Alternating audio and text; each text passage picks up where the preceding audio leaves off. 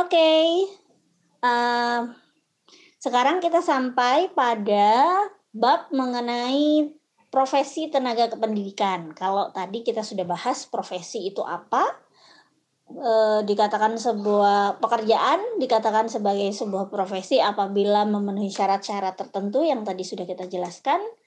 Sekarang kita bahas bagaimana dengan, tenaga kependidikan gitu ya. Profesi tenaga kependidikan itu diartikan sebagai pekerjaan yang dilakukan seseorang, di mana pekerjaan itu berkaitan dengan proses penyelenggaraan pendidikan yang dapat menghasilkan dan dilakukan dengan kemahiran, keterampilan, dan kecakapan tertentu, serta didasari pada norma yang berlaku. Ini sesuai dengan syarat dari profesi tadi ya, bahwa yang namanya profesi itu harus didasarkan pada ilmu tertentu, kemudian mengembangkan keterampilan tertentu yang itu berguna atau dibutuhkan oleh masyarakat. Dalam Undang-Undang Nomor 20 Tahun 2003 juga disebutkan bahwa yang namanya tenaga kerja kependidikan itu adalah anggota masyarakat, jadi tidak semua ya, anggota masyarakat yang mengabdikan diri dan diangkat untuk menunjang penyelenggaraan pendidikan. Dalam konteks ini yang namanya anggota masyarakat itu perlu memenuhi kriteria dan standar yang telah ditentukan, di mana kriteria dan standar ini memang kriteria dan standar yang harus dipenuhi supaya dapat menunjang penyelenggaraan proses pendidikan.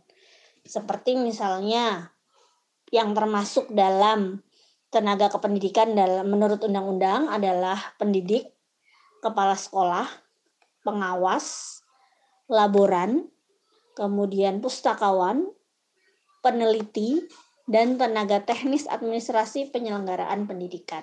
Nah, pada materi kali ini, pada pertemuan hari ini, kita akan coba ulas beberapa ya, sebisa mungkin yang disampaikan oleh undang-undang. Nah, ini ada klasifikasi tenaga kependidikan. Yang pertama adalah kepala satuan pendidikan. Jadi yang namanya salah satu profesi dalam dunia pendidikan itu adalah kepala satuan pendidikan. Kepala satuan pendidikan itu adalah orang yang diberi wewenang dan tanggung jawab untuk memimpin institusi pendidikan. Termasuk di dalamnya adalah bisa yang dimaksud dengan kepala satuan pendidikan itu bisa rektor kalau institusi pendidikannya adalah perguruan tinggi, bisa kepala sekolah untuk level pendidikan dari dasar sampai menengah, bisa direktur kalau itu biasanya di institut ya, biasanya istilah kepala satuan pendidikannya namanya direktur. Kemudian jenis profesi pendidikan yang kedua selain kepala satuan pendidikan ada juga namanya profesi pendidik. Pendidik ini adalah tenaga kependidikan yang berpartisipasi dalam penyelenggaraan pendidikan dengan tugas khusus sebagai profesi pendidik. Yang termasuk dalam kategori profesi pendidik di sini itu biasa kita sebut dengan guru profesinya, atau juga dosen, kemudian konselor. Kemudian kalau konselor, ada yang tahu konselor yang biasanya bertugas atau memiliki tugas pembimbingan di sekolah. Biasanya pendidikannya adalah pendidikan guru BK ya. Kemudian ada pengawas termasuk pendidik itu ya, pamong belajar, widya iswara. Ada yang pernah tahu widya iswara? Widya iswara itu adalah pendidik untuk level pegawai negeri gitu ya, pendidik di lingkungan pegawai negeri, biasanya melatih calon-calon pegawai negeri, memberikan pelatihan-pelatihan kepada pegawai negeri, itu namanya widya iswara.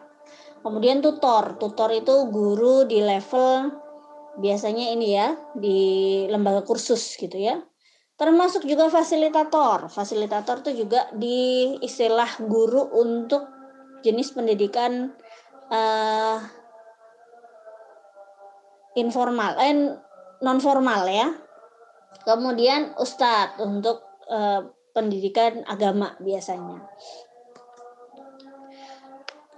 Profesi yang ketiga adalah jenis tenaga kependidikan lainnya.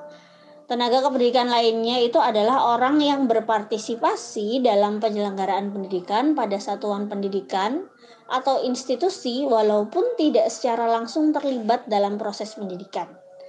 Contohnya tenaga kependidikan ini kalau profesi yang ada di institusi pendidikannya ya, itu ada wakil kepala sekolah, ada pustakawan, laboran, tata usaha, pelatih ekstrakurikuler, dan petugas keamanan biasanya. Nanti kita akan bahas satu persatu ya. Nah, pertama kita bahas dulu tentang guru. Pengertian guru. Guru itu adalah sebutan jabatan. Jadi istilah guru itu merupakan sebutan jabatan atau posisi dan profesi bagi seseorang yang mengabdikan dirinya dalam bidang pendidikan melalui interaksi edukatif secara terpola, formal, dan sistematis. Jadi guru itu dikatakan sebagai apa? Profesi guru itu adalah profesi yang mana dia bertugas untuk melakukan interaksi edukatif secara terpola, baik secara formal dan sistematis gitu ya. Menurut undang-undang, guru merupakan pendidik profesional dengan tugas utamanya adalah mendidik, mengajar, membimbing, mengarahkan, melatih, menilai, dan mengevaluasi peserta didik pada jalur pendidikan formal, pada jenjang pendidikan dasar dan pendidikan menengah. Jadi ini tugasnya. Sedangkan kalau profesi keguruan sendiri itu sudah dirumuskan oleh lembaga profesional ini ya, lembaga profesi guru yaitu PGRI yang ada di Indonesia. Apa sih yang dimaksud dengan profesi keguruan? Nah, ini ada 6 definisi ya. Profesi yang pertama, profesi keguruan adalah suatu bidang pengabdian kepada kepentingan anak didik dalam perkembangannya menuju kesempurnaan manusiawi. Jadi yang dikatakan profesi keguruan itu adalah suatu bidang profesi atau bidang pengabdian yang tujuannya adalah mengembangkan peserta didik sehingga mencapai kesempurnaan manusiawi, mencapai manusia yang seutuhnya. Yang kedua, para anggota profesi keguruan terikat oleh pola sikap dan perilaku guru yang dirumuskan dalam Kode Etik Guru Indonesia. Jadi nanti kalian perlu mempelajari, seharusnya ada ya mata kuliah mata kuliah profesi guru gitu ya. Nanti akan kalian dalami apa saja kode etik sebagai seorang guru. Kemudian anggota profesi keguruan dituntut untuk menyelesaikan suatu proses pendidikan persiapan jabatan yang relatif panjang. Jadi sebagaimana profesi yang lain, profesi guru itu juga dijalani dengan masa yang panjang, makanya nggak main-main gitu ya. Untuk setelah Anda lulus S1 saja ini, itu Anda belum bisa dikatakan sebagai seorang guru.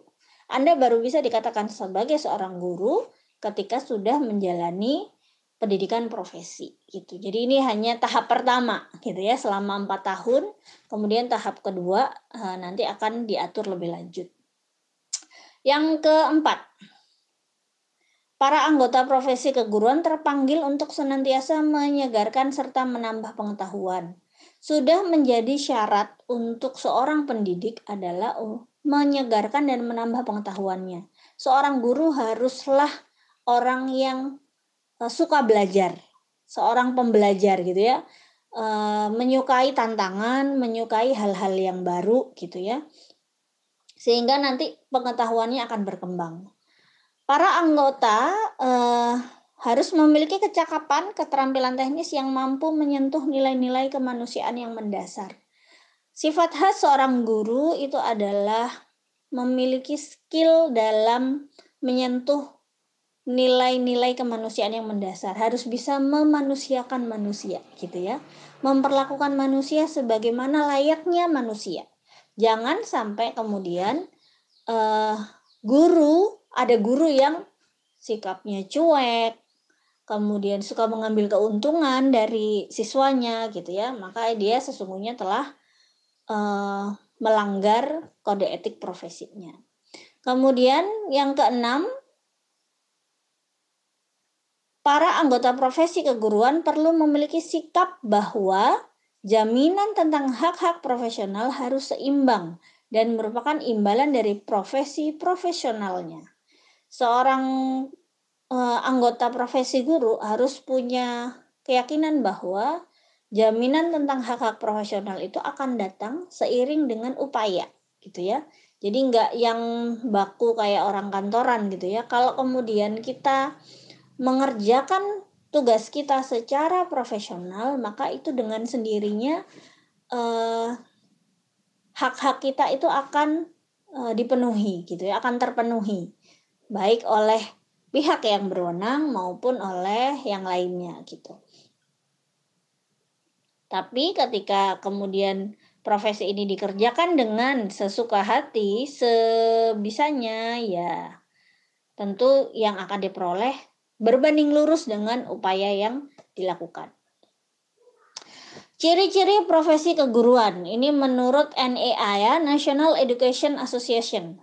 Ciri-ciri profesi guru itu adalah yang pertama, jabatan yang melibatkan kegiatan intelektual. Jadi yang namanya profesi guru itu, dia itu jabatan yang harus terus berpikir gitu ya. Kalau tadi dikatakan yang namanya profesi itu pekerjaannya adalah proses mental gitu. Jadi banyak mengembangkan intelektualitasnya. Kemudian yang kedua, jabatan yang menggeluti suatu batang tubuh ilmu khusus. Seorang guru hendaknya punya spesialisasi ya kan. Kemudian memerlukan persiapan profesional yang lama. Jabatan yang memerlukan latihan dalam jabatan yang berkesinambungan. Jadi nggak bisa ujuk-ujuk lulus S1 langsung jadi guru profesional gitu ya. Jadi guru yang kalau tadi sekarang misalnya tunjangan guru itu kan ada berapa? 1 tahun 12 kali gaji ya kalau nggak salah. Kalau gaji seorang guru itu adalah 3 juta misalnya, maka tunjangan profesinya 3 kali 12. Nah itu. Apakah begitu lulus S1 langsung layak mendapatkan itu? Tentu tidak gitu ya. Harus menjalani latihan dalam jabatan yang berkesinambungan. Kemudian seorang profesi keguruan itu merupakan jabatan yang menjanjikan karir hidup dan keanggotaan yang permanen, menentukan punya standarnya sendiri. Guru yang baik itu prasyaratnya seperti apa gitu. Kemudian yang pasti profesi keguruan itu mementingkan layanan di atas keuntungan pribadi. Kalau melihat seorang guru itu nggak bisa hatinya itu tenang ketika melihat ada anak yang butuh pendidikan gitu ya, kepikiran aja gitu ya, pengen ngajarin, pengen mendampingin gitu. Itu tuh panggilan namanya, panggilan seorang guru. Dan itu adalah hal yang harus kita kejar. Yang terakhir, ciri-ciri profesi keguruan itu memiliki organisasi profesional yang kuat dan terjalin erat. Kalau di Indonesia, alhamdulillah sudah ada PGRI ya, sehingga mengukuhkan bahwa yang namanya guru itu adalah sebuah profesi.